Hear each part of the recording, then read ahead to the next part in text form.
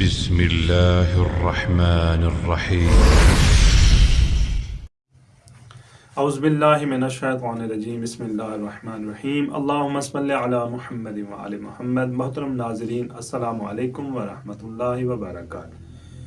ہم گفتگو کریں حضرت نوح علیہ السلام کی زندگی کے متعلق۔ ہماری بحث چل رہی ہے کہ حضرت نوح علیہ السلام نے زندگی کیسے گزاری۔ ہم یہاں پر پہنچے تھے کہ جب حضرت نوح علیہ السلام نے خداوند متعال سے تقاضۂ عذاب کیا تو اللہ تعالیٰ نے فرمایا، اے نوح، عذاب میں بھیجوں گا، لیکن ابھی آپ نے تبلیغ کرنی ہے۔ حضرت نوح علیہ السلام نے 950 سال لوگوں کو مسلسل تبلیغ کرتے رہے، لیکن اس تبلیغ میں زیادہ لوگ مسلمان نہ ہوئے۔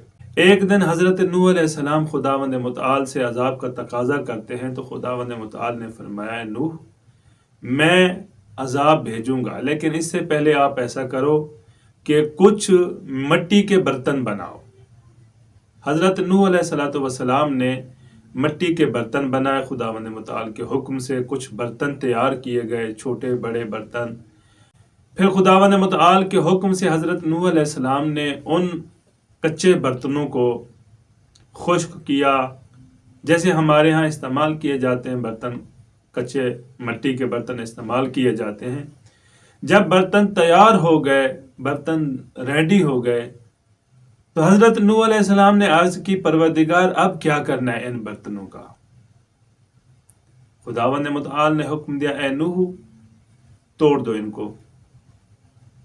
جو ہی خداوند متعال کا حکم آیا کہ اے نوح، ان برتنوں کو توڑ دو، ان ظروف کو ختم کر دو، حضرت نوح علیہ السلام عرض کرتے ہیں، پروردگار، کتنی محبت سے میں نے بنائے ہیں، چھوٹے چھوٹے برتن بنائے، بڑے برتن بنائے، پھر میں نے ان کو خشک کیا ہے، پھر ان کو آوی میں پکایا ہے۔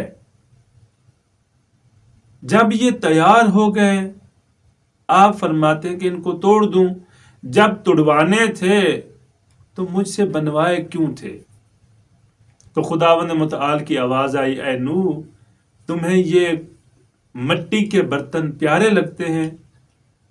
حضرت نوح علیہ السلام نے عرض کی، پروردگار، بے شک میں نے اپنے ہاتھوں سے بنائے ہیں، مجھے بہت پیارے لگ رہے ہیں۔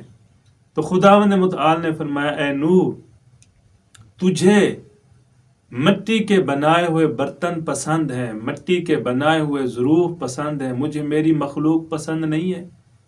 میں کیا اپنی مخلوق سے محبت نہیں کرتا؟ ہر وقت جو کہتے ہو عذاب نازل کر دے، عذاب نازل کر دے، کیا میں اپنی مخلوق سے محبت نہیں کرتا؟ جاؤ تبلیغ کرو، شاید کوئی مومن بن جائے، شاید کوئی مسلمان بن جائے۔ عزیزان محترم، خداوند متعال نے حضرت نوح علیہ السلام کی دعا اس وقت قبول کی، حضرت نوح علیہ السلام کے تقاضے کے مطابق اس وقت عذاب بھیجا جب خود قرآن مجید میں اللہ تعالیٰ ارشاد فرما رہا ہے کہ اب کوئی مسلمان ہونے والا نہیں ہے۔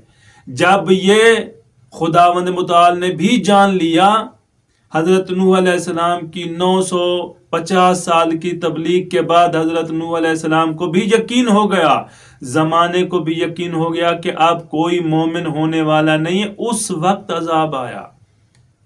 لیکن خدا اپنی مخلوق سے کتنا محبت کرتا ہے، فرمایا ہو سکتا ہے کہ کوئی ایک مومن نکل آئے، مومن بن جائے، لیکن جب تک یہ امید حضرت نوح علیہ السلام کو بھی تھی، اس وقت تک عذاب نہیں آیا۔ تو خدا اپنے بندوں سے اتنی محبت کرتا ہے کہ خداوند متعال اپنے بندے کی ہر وقت توبہ اور پلٹنے کے انتظار میں رہتا ہے کہ میرا بندہ کب میری طرف واپس پلٹ آئے۔